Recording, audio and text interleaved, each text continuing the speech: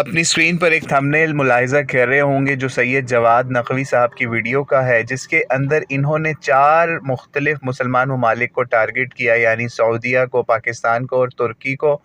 اور اس میں یہ باور کرانے کی کوشش کی گئی کہ طاقت کے باوجود مسلم ممالک کے حکمران کیوں خاموش ہیں، لیکن یہ ایران کے پے رول کے اوپر نظر آتے ہیں کہ ان کی تصویر یا ان کو یہ بیش یا ان کو ٹارگٹ کرتے ہوئے کہیں پہ بھی نظر نہیں آئیں گے۔ حالانکہ آپ دیکھیں گے کہ ایران پہلے دن سے، جس دن غزہ کے اوپر اٹیک شروع ہوا ہے، اس دن سے آج تک صرف اور صرف خالی باتیں ہی کرتا نظر آیا۔